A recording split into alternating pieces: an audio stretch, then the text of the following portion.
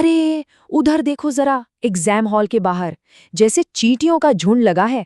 लाखों लोग, हर एक चेहरे पर एक ही सपना, एक ही उम्मीद, सरकारी नौकरी। किसी के बाप ने खेत गिरवी रखा है, किसी की माँ ने अपने गहने बेच दिए हैं, और ये लोग, ये अपनी जवानी दांव पर लगाकर खड़े हैं। पर क्यों? एक नौकरी नहीं, ये एक लॉटरी का टिकट खरीदने आए हैं। एक ऐसी लॉटरी जिसमें जीतने वाले से ज्यादा हारने वाले बर्बाद होते हैं। और ये बात किसी को बताई नहीं जा रही। यही तो खेल का पहला नियम है, असली नियम कभी बताए नहीं जाते। स्क्रीन पर जो दिख रहा है उसे ध्यान से देखिए। ये कोई मामूली ग्राफ नहीं है, ये हमारे देश की सबसे बड़ी ट्रेजेडी का एक्सरे है। बाईं तरफ का ये जो पहाड़ है ना, ये है 2.5 करोड़ सपने, 2.5 करोड़ परिवार जो हर रात एक ही दुआ मांगते हैं। और दाईं तरफ वो छोटी सी मामूली सी धारी, वो है नौकरियां, सिर्फ 1 लाख। हिसाब लगाइए जरा, हर एक सीट के लिए 250 लोग लड़ रहे हैं, खून पसीना एक कर रहे हैं। 250 में से 249 को घर खाली हाथ लौटना है। ये नौकरी की दौड़ नहीं, ये भुखमरी का खेल है। 1 मिनट रुकिए, अगर जीतने की उम्मीद इतनी ही कम है तो फिर क्यों मेरा भाई, मेरे पापा, क्यों पूरा का पूरा देश इस अंधी दौड़ में कूद रहा है? क्या सबके सब पागल है, या फिर इस खेल के नियम किसी और ने लिखे हैं? कोई तो है जो चाहता है कि ये भीड़ लगी रहे, ये उम्मीद बनी रहे। कोई है जो हमारी बर्बादी पर अपना महल खड़ा कर रहा है। आज इसी सवाल की तह तक जाना है। क्या ये सरकारी नौकरी का सपना किसी के भी जीवन की सबसे बड़ी सोची समझी साजिश है? इस साजिश को समझना है तो पहले इनाम को समझना होगा। ये सिर्फ एक नौकरी नहीं है बॉस, ये एक खजाना है। एक ऐसा खजाना जिसकी असली कीमत किसी को पता ही नहीं। लोग क्या सोचते हैं कि ये 30-40 हजार की नौकरी है। अरे 30-40 हजार के लिए कोई अपनी जवानी के 5 साल थोड़ी बर्बाद करता है। असली गणित होश उड़ा देगा। आज पता चलेगा कि एक मामूली सी ग्रुप डी की सरकारी नौकरी की असली कीमत 5 करोड़ रुपए कैसे है। हाँ, सही सुना, 5 करोड़। इसको ऐसे समझो भाई, सरकारी नौकरी है एक इलेक्ट्रिक स्कूटर।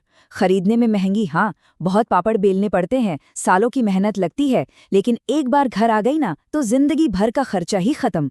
चार्ज करो और चलाओ, कोई टेंशन नहीं। और प्राइवेट नौकरी, वो है पेट्रोल वाला स्कूटर, सस्ता मिल जाता है आसानी से, आज इंटरव्यू कल नौकरी। लेकिन हर रोज पेट्रोल का खर्चा, हर महीने मैकेनिक का चक्कर, कब रास्ते में बंद पड़ जाए कोई गारंटी नहीं। और 10 साल बाद कबाड़ में बिकता है। अब बताओ कौन क्या खरीदेगा? पूरा देश ईवी खरीदना चाहता है, भले ही उसके लिए अपनी पूरी जिंदगी की कमाई क्यों ना लग जाए। अब गणित देखिए, ये आंकड़े कभी झूठ नहीं बोलते। एक सरकारी ग्रुप डी कर्मचारी शुरू करता है साल के 4 लाख से, ठीक है? वहीं प्राइवेट सेक्टर में मजदूरी करने वाला 1.5 से 2 लाख पर ही अटक जाता है। शुरुआत में फासला ज्यादा नहीं लगता, लेकिन असली खेल शुरू होता है 10 साल बाद। सरकारी कर्मचारी सीधा 12 लाख सालाना पर पहुंचता है, डीए, एचआरए, प्रमोशन सब जुड़कर। और प्राइवेट वाला, वो आज भी 3-4 लाख के दलदल में छटपटा रहा है। रिटायरमेंट तक ये फासला नहीं रहता, एक खाई बन जाता है।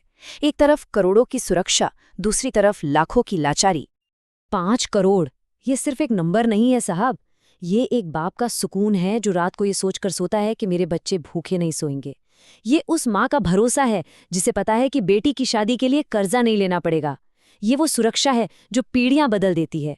गांव में जब किसी प्राइवेट वाले की नौकरी जाती है ना, तो घर का चूल्हा ठंडा पड़ जाता है। लेकिन सरकारी नौकरी वाला, वो रिटायरमेंट के बाद भी पेंशन से अपना और अपने परिवार का भविष्य सुरक्षित रखता है। इसी 5 करोड़ के लिए एक पूरा परिवार अपनी पूरी जिंदगी दांव पर लगा देता है। तो इनाम तो बहुत बड़ा है भाई, 5 करोड़ का जैकपॉट। लेकिन लॉटरी का हर टिकट मुफ्त में नहीं आता, और इस 5 करोड़ की लॉटरी का टिकट बहुत बहुत महंगा है। इतना महंगा कि उसे खरीदते खरीदते घर बार बिक जाता है। इसी को हम कहते हैं तैयारी का टैक्स। एक ऐसा टैक्स जो सरकार नहीं, ये सिस्टम वसूलता है। और ये टैक्स दिखाई नहीं देता, ये धीरे धीरे एक परिवार की कमर तोड़ देता है। ये वो कीमत है जो नौकरी लगने से पहले चुकानी पड़ती है। फटाफट जोड़ते हैं। सबसे पहले कोचिंग की फीस। छोटे शहरों से बच्चे पटना, दिल्ली, कोटा जाते हैं। 25,000 रुपए तो सिर्फ एडमिशन फीस है। उसके ऊपर test series, notes, crash course, ये सब तो अलग है। फिर रहने का खर्चा, एक छोटे से कमरे में 4-4 लोग, टिफिन का खाना, महीने का 10,000, साल का 1,20,000। और ये 1 साल की बात नहीं है, औसतन एक एस्पिरेंट 4 साल। सोचो, 4 साल अपनी जिंदगी के इसी चक्कर में फंसा रहता है। 4 साल बर्बाद सिर्फ इंतजार में। लेकिन सबसे बड़ा खर्चा वो है जो किसी डायरी में नहीं लिखा जाता, अपॉर्चुनिटी कॉस्ट। वो पैसा जो वो नौजवान इन 4 सालों में कमा सकता था। अगर कोई छोटी मोटी नौकरी भी करता, साल का 1.5 लाख भी कमाता, तो 4 साल में 6 लाख रुपए कमा चुका होता। वो 6 लाख रुपए उसने कमाए नहीं, उसने गंवा दिए। सोचिए, उन 6 लाख से उसकी बहन की शादी हो सकती थी, घर की छत बन सकती थी, माँ का इलाज हो सकता था। ये एक अदृश्य घाटा है, एक ऐसा जख्म जो दिखता नहीं पर अंदर ही अंदर रिश्ता रहता है। तो कुल हिसाब क्या हुआ? 4 लाख रुपए जो सीधे जेब से गए और 6 लाख रुपए जो कमाए जा सकते थे पर नहीं कमाए। टोटल 10 लाख रुपए। सोचो, एक गरीब किसान, एक मजदूर अपनी पूरी जिंदगी की जमा पूंजी 10 लाख रुपए एक ऐसे दांव पर लगाता है जिसकी जीतने का चांस 1% से भी कम है। ये कोई इन्वेस्टमेंट नहीं है भाई, ये सरेआम जुआ है। और इस जुए में हमेशा घर ही जीतता है, सिस्टम हमेशा जीतता है। और इन्हीं जुए के खिलाड़ियों से एक पूरा बाजार चलता है, एक ऐसा बाजार जो लोगों की हार से पैसा कमाता है, उनकी उम्मीदों को बेचकर हजारों करोड़ का धंधा कर रहा है। इसे कहते हैं उम्मीद का बाजार। और इस बाजार में सपने सिर्फ एक प्रोडक्ट हैं, उन्हें बेचा जाता है, खरीदा जाता है और जेब से पैसा निकाला जाता है। ये एक इंडस्ट्री है और इस देश का युवा उसका कच्चा माल है। सबूत चाहिए? ये देखो, ये सरकारी आंकड़े हैं। कोचिंग सेंटरों से सरकार का जीएसटी कलेक्शन 2019 में 2200 करोड़, 2021 में 3800 करोड़ और 2023 में 5500 करोड़ से भी ज्यादा। ये पैसा आ कहाँ से रहा है? ये उन माँ बाप की जेब से आ रहा है जो बच्चों को पढ़ाने के लिए जमीन बेच रहे हैं। नौकरियां बढ़ी? नहीं, वैकेंसी तो आधी हो गई, लेकिन कोचिंग का धंधा वो रॉकेट की रफ्तार से बढ़ा। मतलब साफ है, इनका फायदा नौकरी लगने में नहीं, तैयारी करते रहने में है। और ये धंधा चलता कैसे है? झूठ पर। हर कोचिंग सेंटर अपने होर्डिंग पर एक टॉपर की फोटो चिपका देता है, हमारे यहाँ से पढ़कर बना अफसर। अरे वो ये तो बताते हैं कि एक लड़का जीत गया, पर वो ये कभी नहीं बताते कि उनके सेंटर से पढ़ने वाले 9,999 लड़के हार गए। वो सिर्फ जीतने वाले का चेहरा दिखाते हैं ताकि बाकी लोग अपनी जेब से पैसा निकालकर उन्हें दे दें। ये एक सपना बेचते हैं जिसकी कीमत लोग अपनी जवानी से चुकाते हैं। ये उम्मीद बेचते हैं, सफलता नहीं। लेकिन ये तो कुछ भी नहीं है। उम्मीद के इस बाजार का एक और चेहरा है, एक खूनी चेहरा, एक आपराधिक चेहरा जो पर्दे के पीछे काम करता है। ये तो फिर भी लीगल धंधा है। अब बात होगी उस धंधे की जो लाखों युवाओं का भविष्य रातों रात अंधेरे में धकेल देता है। वो धंधा जो सिस्टम की नसों में जहर की तरह फैल चुका है। पेपर लीक ये शब्द नहीं है, ये एक गाली है उन करोड़ों बच्चों के लिए जो दिन रात मेहनत करते हैं। पिछले 5 सालों में 15 से ज्यादा राज्यों में 41 बड़े पेपर लीक हुए हैं। 1.5 करोड़ बच्चों की मेहनत एक रात में पानी में मिल गई। मैं रात भर जागकर पढ़ रही थी और कोई 10 लाख रुपए देकर मेरी सीट खरीद कर ले गया। ये धोखा है। मेरे साथ, मेरे परिवार के साथ, इस पूरे देश के नौजवानों के साथ धोखा है। सिस्टम में बैठा कोई दलाल मेरी सालों की मेहनत बेच गया। हम हमेशा जीतने वालों की कहानी सुनते हैं, जो अफसर बन गए, जिनकी गाड़ी पर लाल बत्ती लग गई। लेकिन उन 99% लोगों का क्या होता है जो हार जाते हैं, जो अपनी जिंदगी के 4-5 साल गंवाकर खाली हाथ गांव लौटते हैं? उनकी कहानी कोई नहीं सुनाता। हारने की कीमत जीतने के इनाम से कहीं कहीं ज्यादा भयानक होती है। और ये कीमत सिर्फ पैसों में नहीं, इज्जत, स्वाभिमान और भविष्य में चुकानी पड़ती है। ये वो कहानी है जो कोई टॉपर कभी नहीं बताएगा। इसे एक्सपर्ट्स कहते हैं द स्कारिंग इफेक्ट, मतलब एक ऐसा घाव जो कभी नहीं भरता। सोचिए एक 28 साल के नौजवान के बारे में। उसके सीवी में 6 साल का गैप है। उससे पूछो क्या आता है तो वो कहेगा इतिहास, भूगोल, सामान्य ज्ञान। क्या ये स्किल्स आज के प्राइवेट नौकरी के बाजार में काम आएंगी? नहीं।